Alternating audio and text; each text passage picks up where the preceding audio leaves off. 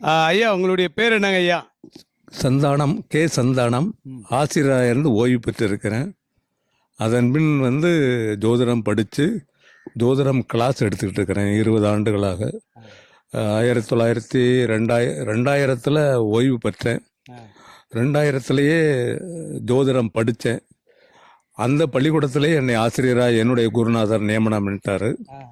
ஓராண்டு திண்டுக்கல் ஜோதிட கிளாஸில் ஓராண்டு கிளாஸ் எடுத்தேன்.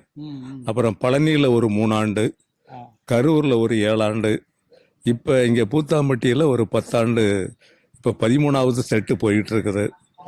ஏதோ எனக்கு தெரிஞ்ச கற்ற வித்தையை என்னுடைய மாணவர்களுக்கு கொடுத்துக்கிட்டு இருக்கிறேன். ஐயா இப்போ ஜோதிடம்ன்றது யார் நம்புறாங்க பொதுவா? அதாவது மக்களின் அறிவு பெருக்கமுள்ள நாத்திகவாதிகள் தான் ஜோதிடத்தை நம்புவதில்லை. ஆனால் மற்றவங்க அத்தனை மக்களுமே நம்புகிறாங்க, முழுமையாகவே நம்புகிறாங்க. ஆனால் ஜோதிடம் கணிதம் சரியாக இருந்தால் பலன்கள் சரியாக நடக்குது.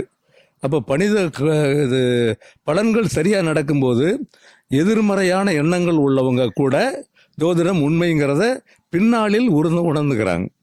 ஐயா இப்போ கிறிஸ்டின்ல முஸ்லீம்ல ஜாதகம் என்பது உண்டா? பார்க்குறாங்க, எழுதுறாங்க. எங்கிட்ட ஜாதகம் எழுத கொடுத்துருக்காங்க, ஜாதகம் பார்க்குறாங்க. முஸ்லீம்கள் முழுமையாக பார்க்குறாங்க, கிறிஸ்தவர்கள் முழுமையாக பார்க்குறாங்க. கிறிஸ்தவர்கள் என்னுட்ட மாணவர்களாக சேர்ந்து படிச்சுட்டு அவங்க ஜாதகம் படித்து பார்த்துக்கிட்டு இருக்கிறாங்க. ஐயா இப்போ ஒருத்தருடைய பிறப்பு முதல் இறப்பு வரை சொல்ல முடியுமா ஜாதகத்தில்? ஜாதகத்தில் சொல்லலாம், அது அவ்வளவு சாத்தியம் இல்லை. கேட்டால் இப்போ நவக்கிரகம் இருக்குன்னா பிறந்த அன்னைக்கு ஒரு ஒரு ஒரு தசா நடக்கும். அப்புறம் அடுத்த தசா அந்த தசையை 9ஆ பிரித்து புத்தின்னு வருது. அந்த புத்தியை 9ஆ பிரித்து அந்தரம்னு வருது. இவ்வளவு கணக்குகளையும் போட்டு ஒவ்வொன்றுக்கும் பலன் இருக்குது. அவ்வளவு அக்யூரேட்டாக கணக்கு எடுக்கிறதுங்கிறது, அதுக்குரிய பலன்களை எழுதுங்கிறது கஷ்டமான காரியம். இப்போ கேட்குறாங்கன்னா இன்றைக்கு என்ன தசை, என்ன புத்தி, என்ன அந்தரம், அதுக்கு பலன் சொன்னால் சரியா இருக்கு. ஐயா இப்போ ஒருத்தர் ஜாதகம் பார்க்க வர்றாங்க, இவருக்கு நேரம் சரியில்லைன்னு. இப்போ இவர் நேரம் சரியில்லை, இவர் குறிப்பிட்ட காலத்தில் இறந்துருவார் இடையில அப்படின்னு சொல்ல முடியுமா? சொல்லலாம், சொல்ல முடியும், ஆனால் சொல்லக்கூடாது. ஏன்னா ஜோசியரே அவரை கொண்டு விடுறான். நீங்கள் செத்து போயிருவீங்க 15 நாளில் அப்படின்னா பாம்பு கடிச்சவனை விட பாம்பு படிச்சிருக்குமோன்னு நினைக்கிறவனுக்கு பயம் அதிகம் இல்லையா? அதனால மனிதன் இறப்பை சொல்லக்கூடாது. அதுவும் ஒரு தெய்வீகமான ஒரு மனிதனுடைய வாக்கு பழிச்சிடும். அதனால நீங்க இந்த நாள்ல இறந்துடும். ஆனா இன்ன தேதியிலிருந்து இன்ன தேதி வரைக்கும் உங்களுக்கு அவ்வளவு போதாத காலம் சொல்லலாம். கண்டம்னு கூட சொல்றாங்களா சில பேர்? ஆமா, கண்டம், அதுக்கு பேர் கண்டம். கண்டத்தில் தப்பிக்கிறவங்க ஆயுள் பலம் இருந்தால் தப்பிச்சிருவாங்க, ஆயுள் பலம் இல்லைன்னா முடிஞ்சிருவாங்க. இப்போ பெரும்பகுதி ஆஸ்பத்திரியில் ரொம்ப சீரியஸ் ஆகி ஆஸ்பத்திரியில் போய் சேர்ந்துட்டு நேராக ஜாதகத்தை எடுத்துக்கிட்டு ஜோசியர்கிட்ட தான் வர்றாங்க. ஜோசியர்கிட்ட இவர் பொழைச்சிக்குவாரா இல்லை முடிஞ்சிருமா, தைரியமாக சொல்லுங்க, நாங்கள் அதை ஏற்றுக்கிறோம்பாங்க. ஆனால் ஒரு 3 மாதம் 10 நாளில் கடந்துட்டா இவருக்கு ஆயுள் பலம் உண்டு. இந்த 3 மாதம் 10 நாள் அவருக்கு ஆயுள் கண்டம் அப்படிங்கிறது தான் சொல்லணும். 3 மாதம் 10 நாளில் முடிஞ்சிருவாரு சொல்லக்கூடாது. ஐயா இப்போ ஜாதகம் பார்த்து கல்யாணம் பண்ணுறாங்க, ஆனால் டைவர்ஸில் போய் முடியுது, அது யார் மேலே தப்பு? அதுக்கு காரணம் நிறைய காரணங்கள். இப்போ பெண் தேடுறது ஜாதகத்தை மட்டும் வச்சு இல்லை. இன்னைக்கு மாப்பிள்ளை பார்த்தீங்கன்னா படித்து உத்தியோகம் பார்க்கக்கூடிய பெண் வந்தால் நாளைக்கு கொஞ்சம் குடும்பம் வசதியாக இருக்கும்னு நினைப்பாங்க. இன்னைக்கு டிவியும் செல்லு வந்த ஒருபாடு மக்கள் மத்தியில் நிறைய விழிப்புணர்வு உண்டாயிருச்சு, அது உண்மை. ஆனால் அந்த பெண்கள் அதிகமாக படிச்சுட்டு அறிவு பெருக்க வரும்போது எதிர்வாதங்கள் நடக்குது. கணவன் மனைவிக்குள்ள எதிர்வாதங்கள் நடக்குது. எதிர்வாதங்களில் ஒருத்தர் விட்டு கொடுத்தா வாழ்க்கை சுலபமாக இருக்கும், விட்டு கொடுக்கலைன்னா அவங்க பிரிவினருக்கான வாய்ப்புகள் அமைஞ்சிருது. ஆனால் ஜாதக ரீதியாக அவங்களுக்கு பிரிஞ்சிருவாங்கங்கிறதுக்கு ஆதாரங்கள் ஜாதகத்தில் இருக்கு. ஐயா இப்போ உங்கள் வாழ்க்கையில் இப்போ உங்களுக்கு என்ன வயசாகுதுங்க ஐயா? எனக்கு 83 வயசு ஆகுது. 83 வயசுல எத்தனை ஆண்டுகள் சந்தோஷமா இருந்தீங்க? அதாவது எத்தனை ஆண்டுகள்ங்கிறத விட ஒரு குறிப்பிட்ட 10 ஆண்டுகள் வறுமை கோட்டில் வாழ்ந்தேன். 18 வயசுல ஆசிரியராக பொறுப்பேற்றுட்டேன். 58 வயசுல ரிட்டையர் ஆயிட்டேன். 40 ஆண்டுகள் முழுமையாக ஆத்மார்த்தமா என்னுடைய ஆசிரியர் பணியை செஞ்சேன். அது முடிஞ்சோடனே இறைவன் என்னை இதுக்கு சம்பந்தப்படுத்திட்டாரு. ஜோசியம் படிக்க சொல்லி. ஜோசியம் படித்த உடனே என்னுடைய குருநாதர் நான் ஆசிரியராக இருந்ததுனால அவருடைய பள்ளிக்கூடத்தில் என்னை ஆசிரியர் நியமனம் பண்ணிட்டாரு. ஆனால் இந்த 18 வயசுல ஆசிரியரை பொறுப்பேற்று 29 வயசுல திருமணம் முடிஞ்சு இன்று வரை நான் 90% மன மகிழ்ச்சியாகத்தான் இருக்கிறேன். ஐயா, இப்போ இந்த இடத்துல பார்த்தீங்கன்னா இந்த மாதிரி ஒரு கிராண்டாக ஒரு வீடு கட்டியிருக்கீங்க. சில பேர் கண்ணு வைப்பாங்க, சில பேர் கண்ணு வைக்காமல் போயிடுவாங்க. சில பேர் எப்படி சம்பாதிச்சாரோ இதில் தான் சம்பாதிச்சாரோ அப்படின்னு எதிர்பார்ப்பாங்க. இதெல்லாம் உண்மை ஆகுமா? உண்மைதான். கண் திருஷ்டி இருக்கிறதுங்கிறது உண்மை. இறப்புல துர்மரணங்கள் ஏற்படுறது உண்மை. இப்ப இந்த வீடு எனக்கு 3 பசங்க ஒரு பொண்ணு. அந்த முதல் பையன் இன்ஜினியரா சென்னையில் இருக்கிறான். போன வாரம் 16/6 தான் திருமணம் முடிஞ்சு. ரெண்டாவது பையன் பெங்களூர்ல ஐடியில் ஒர்க் பண்றான். அவன் தான் இந்த வீடு கட்டியிருக்கான். அவனுக்கு பிரிச்சு விட்ட வீடு. நான் ஓய்வுக்காக இங்க இருக்கிறேன். அதாவது என்னுடைய 3வது பையனோட தான் இருந்தேன் இவ்வளவு நாளா. அவன் குடும்பத்தை விட்டுட்டு இவ்வளவு பெரிய வீட்டை சும்மா விடக்கூடாது.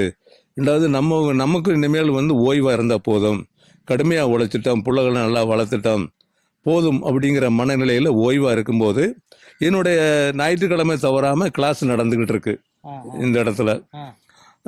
அதெல்லாம ஜாதகம் பார்க்க டெய்லி 4 பேர் 3 பேர் வந்துகிட்டு இருக்கிறாங்க. நம்முடைய சிந்தை இப்போ கூட பார்த்தீங்கன்னா வியாசர் பாரதத்தை படிச்சுட்டு இருக்கிறேன். ஐயா, இப்போ ஒரு நாளைக்கு 3 பேர் 4 பேர் உங்களை சந்திக்கிறாங்க. அதில் எத்தனை பேருக்கு சக்ஸஸ் ஆகும், எத்தனை பேருக்கு ஃபெயிலியர் ஆகும்? அதாவது அவங்களுடைய டைம்னு ஒன்று இருக்கு. நல்ல நேரம், கெட்ட நேரம். இன்னைக்கு ஒருத்தர் கோட்டாநத்தத்திலேருந்து வந்தார். கோட்டாநத்தங்கிறது பாளையத்துக்கு மேற்க ஒரு ஊர். அவர் ஆனந்த வேல போகும்போது போர்டை பார்த்துட்டு வந்தார். அவருடைய பையன் ஐடியில் ஒர்க் பண்ணுறான் பெங்களூர்ல. பொண்ணு தெலுங்கானாவில் அது ஐடியில் ஒர்க் பண்ணுது. 2 பேரும் பிரிஞ்சுட்டாங்க. அதை கேட்குறாரு, எவ்வளோ நாளாக பிரிஞ்சிருப்பாங்க அப்படின்னு. அப்போ அந்த தசாபுத்தி இருக்கு பாருங்க. நல்ல நேரம், நல்ல கெட்ட நேரம். கெட்ட நேரத்தில் பிரிஞ்சிருவாங்க, நல்ல நேரத்தில் சேர்ந்துருவாங்க. ஆனால் சில தசாபுத்திகள் அவங்கள பெர்மனண்ட்டாக பிரிச்சிடும். ஆனால் இன்னைக்கு வந்தவருக்கு அந்த மாதிரி அமையல. உறுதியாக இந்த பங்குனி 30ஆம் தேதிக்குள்ள அவங்க சேர்ந்துருவாங்க. ஐயா, இப்போ உங்கள்கிட்ட ஜோதிடம் கேட்க வர்றவங்களுக்கு பரிகாரம் சொல்லுவீங்களா, பலன் சொல்லுவீங்களா? பரிகாரம் சொல்லுவேன். இதில் கொடுமுடியில் போய் நீங்கள் ஐயரை வச்சு ஹோமம் பண்ணுங்க, இல்லாட்டி அங்கே அதை பண்ணுங்க, இதை பண்ணுங்க, வாழை மரம் வெட்டுங்க, அதெல்லாம் சொல்ல மாட்டேன். இப்போ எந்த கிரகத்தினால் அவங்களுக்கு பாதிப்புகள் ஏற்பட்டிருக்கிறதோ அந்த கிரகத்தினுடைய கோயில் எதுவோ அங்கே போய் அந்த ஐயர்கிட்ட சொல்லி அவங்கள்ட்ட மாலை போட்டு நெய் விளக்கேற்றி ஐயர் சொல்லி அர்ச்சனை பண்ணோம்னா அவங்களுடைய கஷ்டங்கள் நிவர்த்தி ஆகும். அதைத்தான் நான் சொல்லுவேன். ஐயா, ஒரு குறிப்பிட்ட காலகட்டம் வரையும் கல்யாணத்துக்கு முன்னாடி அப்பா அம்மாவை கூடவே வச்சிருப்பாங்க, சந்தோஷமா வச்சிருப்பாங்க. கல்யாணம் வந்ததுக்கு அப்புறம் அந்த வீட்டில் ஒரு பிளவு வரும். எல்லாமே தனித்தனியா போயிடுவாங்க. அது ஜாதகத்தில் சொல்ல முடியுமா? சொல்லலாம். பிரிஞ்சிருவாங்கன்னு சொல்லலாம். ஜாதகத்தில் எல்லாமே சொல்லலாம். அந்த அளவுக்கு கணிதம் வேண்டும். ஐயா, இப்போ அவங்க பையனுக்கு கல்யாணம் பண்ணீங்களா, நீங்க தனியா போயிடுவீங்க, அவங்க தனியா போயிடுவாங்கன்னு சொல்லுவீங்களா? சொல்லுவேன். தனியா போறது நல்லது. அவங்களுக்குள்ள பிரச்சனை ஆட்டோமேட்டிக் அவங்க அப்பா அம்மாவுக்குள்ள மனஸ்தாபங்கள் உண்டாகி தனியா போயிடுவாங்க. ஆனா ஜாதக ரீதியா பிரிஞ்சிருக்கிறது பெஸ்ட்டுங்கிறத சொல்லலாம். ஒரு பையன் நடத்த சரியில்லை, அவனுடைய குணாதிசயம் சரியில்லை, அப்பா அம்மாவே அசிங்கமாக திட்டுறான், அடிக்கிறான் அப்படின்ற பட்சத்தில் பையன் மேலே மிஸ்டேக்கா இல்லை அவங்க அப்பா மேலே மிஸ்டேக்கா? அப்பா மேலே என்ன மிஸ்டேக்குன்னா வளர்த்த முறை தவறுன்னு அதை வேணா சொல்லலாம். ஆனால் பையன் எப்போதான் தப்பா இருந்தாலும் அப்பா அம்மா நல்லவங்க இல்லைனாலும் அவங்கள பாதுகாக்கக்கூடிய கடமை அந்த பையனுக்கு உண்டு. அது அது அப்பா அம்மாவை கவனிக்கலைன்னா அது பையனுடைய மிஸ்டேக் தான். ஐயா, பாவம் சாபம் இந்த ரெண்டுத்துல எது ரொம்ப கொடூரமானது? சாபம் கொடூரமானது. எந்த மனிதனும் வயிறெறிஞ்சு சாபமிட்டு அது படிக்கும். ஒவ்வொரு செயலுக்கும் தண்டனை உண்டு. ஐயா இப்ப வயிறு எரிஞ்சுன்னா இப்படி சாப்பிடாம சாப்பிட விட்டாவா? வயிறு எரிஞ்சுன்னா என் சொத்தை நீங்க அபகரிச்சிடுறீங்க. சாப்பிடாம இருந்தா பசி, அது வயிறு எரிஞ்சல்ல, அது நோய். பசிங்கிறது இயற்கையா வர்றது. ஆனா வயிறு எரிஞ்சுன்னா அபாண்டமா உங்க சொத்தை வெள்ளை பேப்பர்ல இது கையெழுத்து வாங்கிட்டு உன்னை இந்த தோட்டத்தை விட்டு வீட்டை விட்டு வெளியேற்றிட்டு போடான்னு அனுப்பிச்சுட்டா அவன் நடுத்தெருவுக்கு போய் நின்னோடனே வயிறு எரிஞ்சு மண்ணை வாரி தூக்கி எறிவான், நீ நாசமா போடான்னு. அதான் வயிறு எரிஞ்சல்னு சொல்றது. அப்படிப்பட்ட சாபமெல்லாம் அவனையும் அவனுடைய தலைமுறைகளையும், அந்த அபகரிச்சாம் பாருங்க, அவனும் அவனுடைய தலைமுறையும் பாதிக்கும். ஐயா சில பேர் மண்ணை எடுத்து தூவுறாங்க, அது சாபம், அது ரொம்ப சாபம், ஆக்ரோஷமா. ஆக்ரோஷமா, அதே வயிறு எரின்னு சொல்றது. மண்ணு அவ்வளவு மதிப்பு உண்டான். மண்ணுக்கு, ஆமா, மண்ணுக்கு அவ்வளவு மதிப்பு உண்டு. அதாவது அவை தன்னுடைய உணர்வுகளை காட்டிக்கிறதுக்கு அது ஒரு ஆதாரம். இப்ப நான் வாயில தானே சொல்றேன், மண்ணை அள்ளி தூசி போகும்போது அது அவன் அது முழுமையான ஆதாரம் ஆயிருது. நீ நாசமா போவ அப்படின்னு மண்ணை எரிஞ்சும் போது அது முழுமையான சாபம். யாரு சாபமிட்டாலும் அந்த சாபம் பலிக்கும். ஆனா அந்த சாபம் இடுறவங்க உண்மையான சாபமா இருக்கணும். ஐயா இப்போ நிறைய பேர் சொல்றாங்க கற்பூரம் ஏற்றி சத்தியம் பண்றேன் அப்படின்னு போய் சொல்லுவான், அதுக்கு அவனுக்கு தண்டனை உண்டா? கண்டிப்பா உண்டு. கற்பூரம் ஏற்றி இது பொய் சத்தியம் பண்ணான்னா சத்தியம் பண்றவனை பாதிக்கும். பொய் சத்தம் வாங்கினான்னா இப்போ அவனை பாதிக்கும். ரெண்டு பேர்த்துல யாரு உண்மையா இருக்கிறானோ அவனுக்கு சரியா நடக்கும், யார் பொய் பேசுறானோ அவனுக்கு பாதிக்கும். இந்த தெய்வங்க கோயில் எல்லாம் பெரிய பார்த்தீங்கன்னா, சில கோயில்களை எல்லாம் போய் முறையிட்டோம்னா கரெக்டா 3 மாதம் அல்லது 30 நாள்ல அந்த இவங்க போய் முறையிட்டவங்க முறையா நியாயமா இருந்துச்சுன்னா அந்த தப்பு பண்ணவனை பாதிச்சிடும். சில ஜோதிடர்கள் சொல்றாங்க ஜாதகத்தை சாமி பாதத்துல வச்சு எடுங்க சரியா போயிடுன்னு, சித்தர் பாதத்துல வச்சு எடுங்க சரியா போயிடுன்னு, அதெல்லாம் நம்பிக்கையா? அதெல்லாம் அந்த தசாபுத்தி படி தான் நடக்கும். இப்ப நீங்க திருவோண நட்சத்திரத்துல பிறந்ததாக வச்சுக்குவோம். இன்னைக்கு திருவோண நட்சத்திரம். இந்த திருவோண நட்சத்திரத்தை பிறந்தா சந்திர திசை. இந்த சந்திர திசை அந்த ஜாதகத்துக்கு நல்ல பலனை தரும்னா நல்ல பலனை தரும், கெட்ட பலனை தரும்னா அந்த பீரியட் முடியற வரைக்கும் கெட்ட பலனை தரும். அதனால தசாபுத்தி தான் நல்லதையும் கெட்டதையும் நடத்தக்கூடியது. கிரகங்கள் 9 கிரகங்களும் வரிசைப்படி வரும். அந்த 9 கிரகங்களும் லக்கணத்துக்கு சுப கிரகங்கள் பாவ கிரகங்கள்னு 2 பிரிச்சிடறான். அந்த சுப கிரகங்களுடைய காலங்களில் வளர்ச்சி திட்டங்கள் நடக்கும்.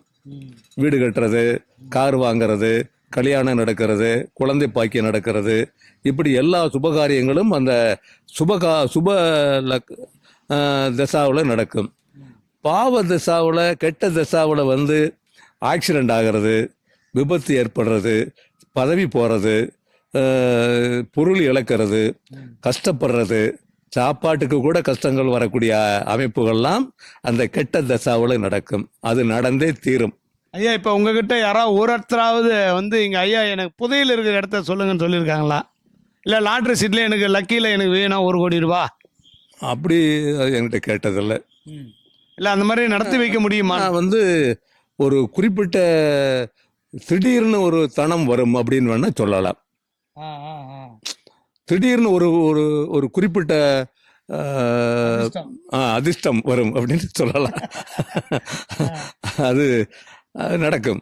ஐயா இப்போ பையன் டாக்டருக்கு படிக்கணும்னு ஆசைப்படுறான்னு வச்சுங்களேன். ஒருத்தர் வர்றாரு, எங்க பையன் டாக்டர் படிக்கணும்னு ஆசைப்படுறான், அதுக்கு வாய்ப்பு இருக்கா அப்படின்னா சொல்ல முடியுமா? சொல்லலாம். அது சூரியனுடைய திசை 10ஆம் இடத்துல சூரியன் இருந்தால் நிச்சயமாக அவன் மருத்துவத்துறை தான். மருத்துவத்துறை சூரியன், செவ்வாய், சனி, ராகு, கேது, இந்த 5 கிரகங்களும் மருத்துவத்துக்குரிய கிரகங்கள். அதுல முதன்மை பெற்றது சூரியனும் செவ்வாயும். பிள்ளைகளால பெத்தவங்க அவமானப்படணும்னு எழுதியிருந்தா அது நடக்குமா? நடக்கும். அது அப்பா அம்மாவோட ஜாதகம் சரியில்லைன்னு அர்த்தமா, இல்ல பையனுடைய ஜாதகமா? பையனுடைய ஜாதகத்துல. ஏன்னா சில பேர் கோர்ட்டு கேஸு, போலீஸு, இந்த மாதிரி வம்பு வழக்குல போய் மாட்டுவாங்க. அது யாரு காரணம்? அது அந்த பையனுடைய அவருடைய ஜாதகத்திலையும் இருக்கலாம், பையனுடைய ஜாதகத்திலையும் இருக்கலாம். 2 பேர் ஒண்ணா இருந்தா 2 பேர்த்துல யாருக்கு அந்த 6ஆம் இடத்து அதிபதியினுடைய திசாபுத்தி நடந்தா கோர்ட்டு வழக்கு விவகாரங்கள், ஜெயில் தண்டனை, தற்கொலை எண்ணங்கள் இதெல்லாம் வரும். 8ஆம் இடத்து அதிபதியினுடைய திசாபுத்தி நடந்தா கோர்ட்டு வழக்கு விவகாரங்கள், அடிதடி, ஆக்சிடென்ட்டு, திடீர் மரணம், தூக்கு போட்டு சாகிறது, இந்த மாதிரி துர்மரணங்கள், கோர்ட்டு வழக்குக்கு போகிறது, அதில் ஜெயில் தண்டனை அடைகிறது, இதெல்லாம் இந்த 6ஆம் இடத்து அதிபதியினுடைய திசையிலையும் 8ஆம் இடத்து அதிபதியினுடைய திசையிலையும் உறுதியாக நடக்கும். ஐயா, கஷ்டப்பட்டு செலவு பண்ணி கல்யாணம் பண்ணி வச்சிருப்பாங்க. கல்யாணம் ஒரு முறை ஏதோ ஒரு காரணத்துக்காக கணவனோ மனைவியை சண்டை போட்டு பிரிஞ்சுட்டாங்கன்னு வச்சுக்கலாம். இப்போ இருக்கிற காலகட்டத்தில் 2வது அவங்களுக்கு சேரணுன்ற இன்ட்ரெஸ்டே எல்லாம் போயிட்டு, என்ன காரணம்? அது நிறைய காரணங்கள் இருக்கு. சேரணுங்கிற அமைப்பு இல்லைன்னு சொன்னா அவங்களுடைய அதாவது மன ரீதியாக, ஏன்னா அவங்க அப்பா அம்மா நினைப்பாங்க நீங்க 2 பேரும் ஒண்ணா இருந்தா நல்லா இருக்கும், ஏன் பிரியுறீங்கன்னு. பொண்ணு நான் வாழவே மாட்டேன் அப்படின்னு சொல்லுது. ஜாதகத்தில் அந்த கட்டம் இருக்கு. அதாவது 7ஆம் இடத்து அதிபதி 12ஆம் இடத்துக்கு போனா பிரிஞ்சிருவாங்க அல்லது டைவர்ஸ் ஆயிரும்.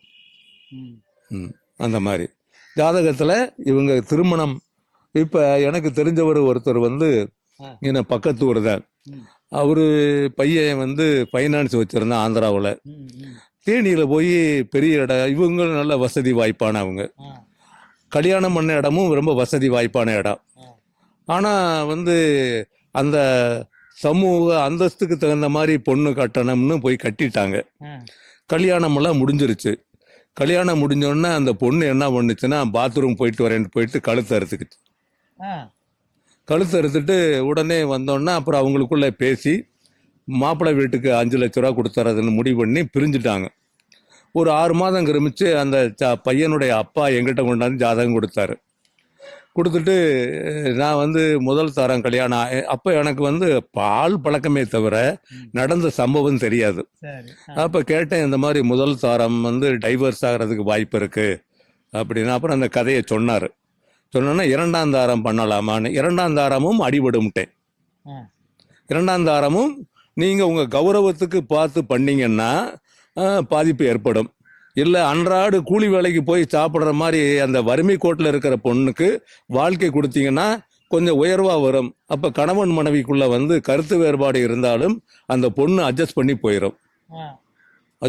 போயிடும். அதனால 2ஆம் தாரம் செய்யறதுலயும் பிரச்சனை இருக்கு. நீங்க தேர்வு செய்யறது பார்த்து செய்யுங்கன்ட்டு.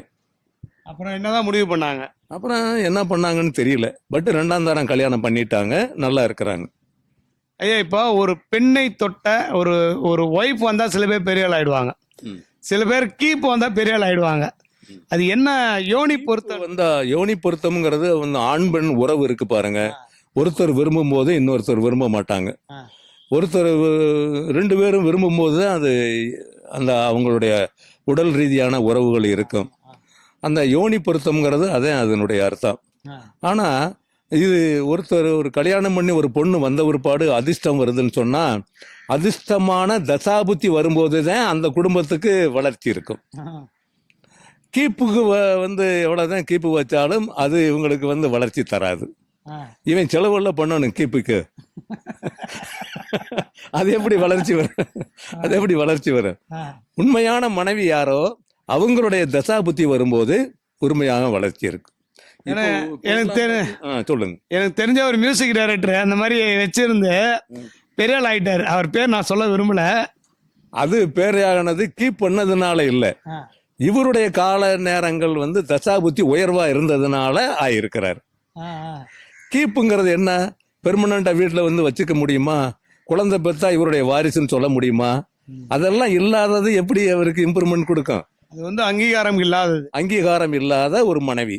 இப்ப முகேஷ் அம்பானி கோடிக்கணக்கில் செலவு பண்ணி கல்யாணம் பண்ணாரு அவங்க பையனுக்கு. சரி. அது சில பேர் கண்ணு வைப்பாங்க, சில பேர் கண்ணு வைக்க மாட்டாங்க. ஆனா அவர் அதே சமயம் ஒரு 50 ஏழைங்களுக்கு கல்யாணம் பண்ணி வச்சாரு. இது புண்ணியத்துல சேரும். ஆமா, புண்ணியத்துல சேரும், உறுதியாக புண்ணியத்துல சேரும். அந்த 50 500 பேர்த்துக்கோ பண்ணி வைக்கும்போது அந்த பலன்கள் இவர் குடும்பத்துக்கும் உயர்வை தரும். எப்ப தரும்? அந்த தசாபுத்தி வரும்போதே தரும். எல்லாமே தசாபுத்தி தான்.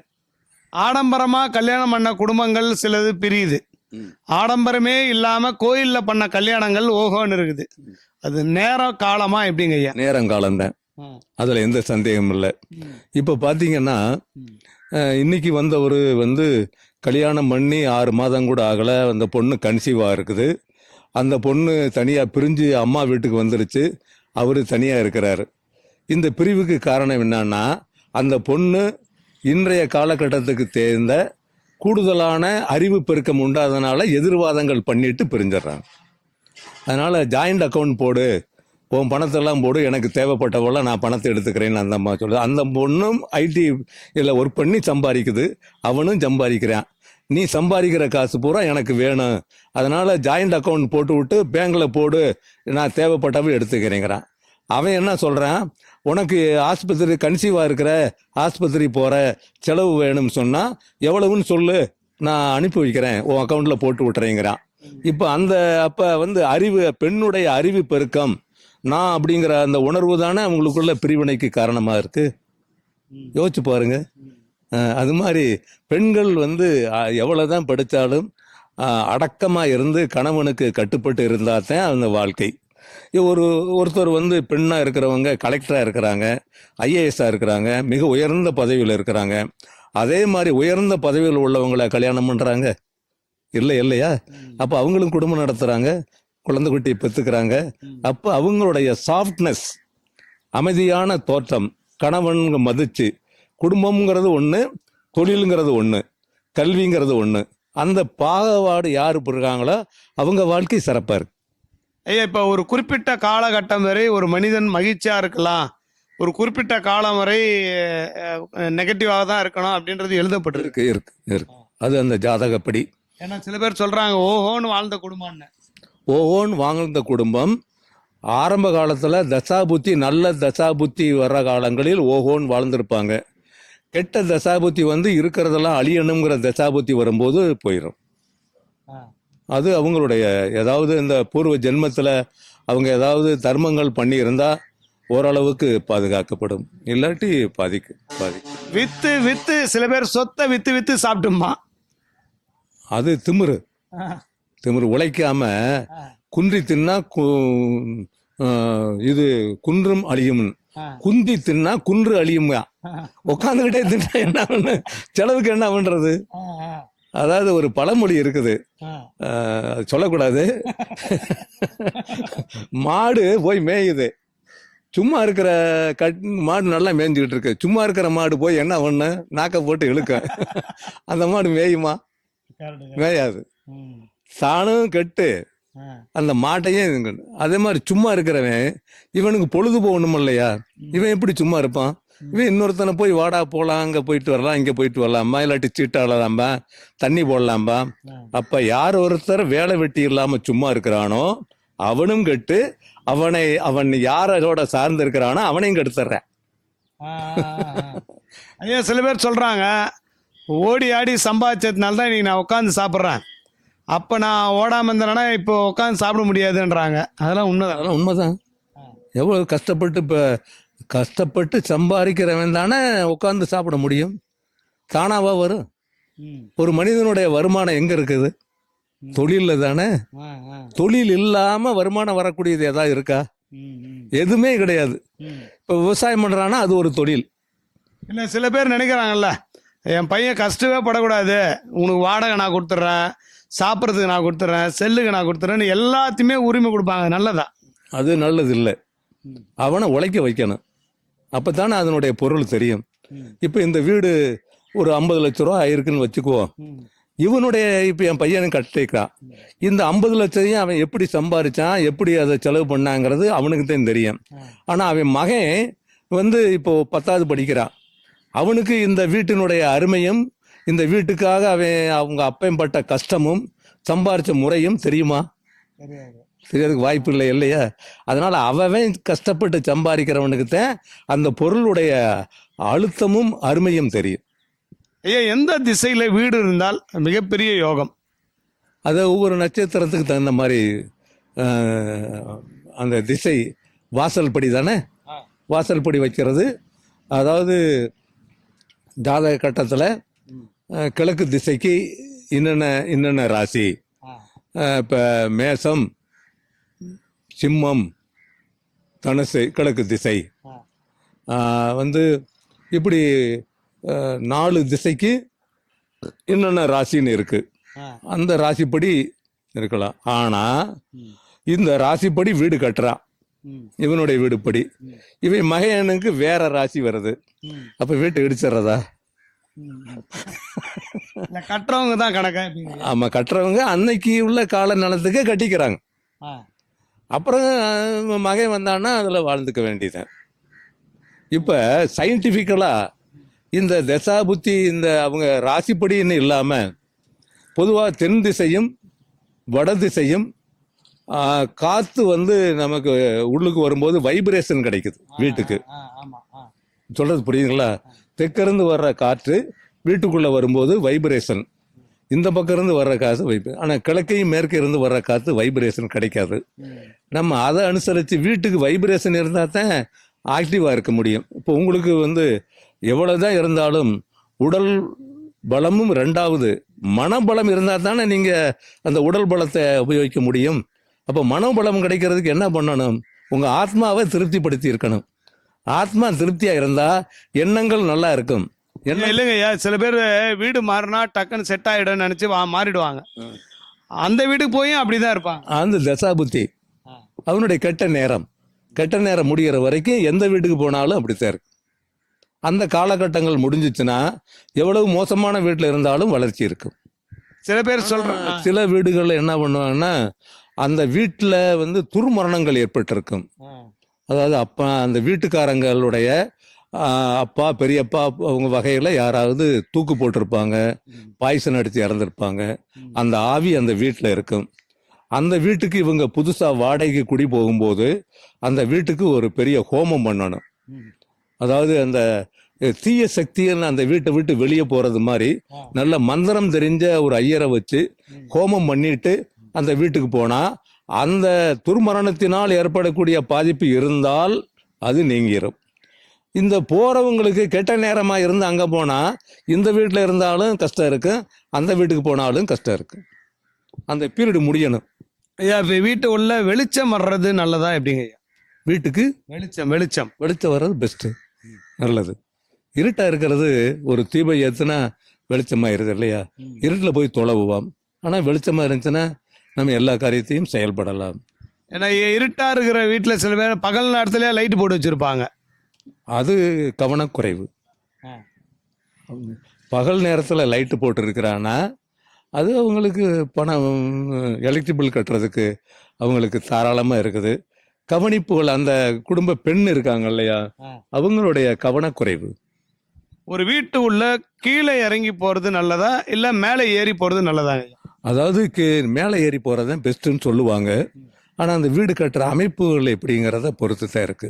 அந்த காலத்துல பார்த்தா 4 பக்கமும் கட்டியிருப்பாங்க, நடுவுல முற்றம் இருக்கும், கீழே தானே இறங்கணும். அது அந்த வீட்டினுடைய அமைப்பு. டோட்டலா இப்போ படிக்கட்டுனா லாபம் நஷ்டம் லாபம்னு ஏறுவாங்க. அது மாதிரி ஏறி போறது பெஸ்ட். லாபம் நஷ்டம் எதுல போய் முடியணும் ஐயா? லாபத்துல முடியணும்.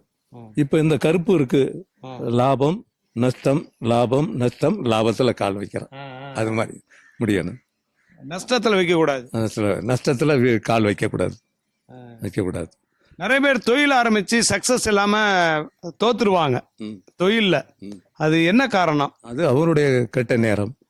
2வது அவனுக்குன்னு உள்ள ஜாதக ரீதியா என்ன தொழில் பண்ணணுமோ அந்த தொழிலை தான் பண்ணணும். இப்ப நிறைய பேர் ஃபைனான்ஸ் வச்சா எக்கு தப்பா அள்ளி கட்டிடலாம்னு நினைக்கிறான். இங்க இருந்து ஆந்திரா போறேன், மகாராஷ்டிரா போறேன், தோத்துட்டு வந்துடுறேன். ஆனா சிலர் வந்து இங்கேயே இருக்கிறான், ஃபைனான்ஸ் வைக்கிறான், நல்லா கோகோன்னு வந்துடுறான். அது அவனுடைய கால நேரம். ஐயா, உங்களுடைய பேரு எந்த ஊருங்க ஐயா? இது இப்ப நான் வந்து கே சந்தானம், ஆசிரியர் ஓய்வு, பூத்தாம்பட்டி, அஞ்சல் பூத்தாம்பட்டி. இங்க பார்த்து சொல்லணுமா?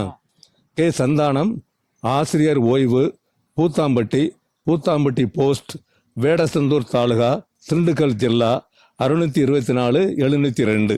ஐயா வந்து அவ்வளோ பொறுமையா அருமையா அவருடைய அனுபவத்தை நம்ம கையில் இன்னைக்கு பகிர்ந்துக்கிட்டாரு. ஐயா கிட்ட வந்துக்கிட்டே இருக்குது. கிளாஸும் எடுக்கிறாரு. யாராவது தேவைப்படுறாங்க கிளாஸும் வரலாம்.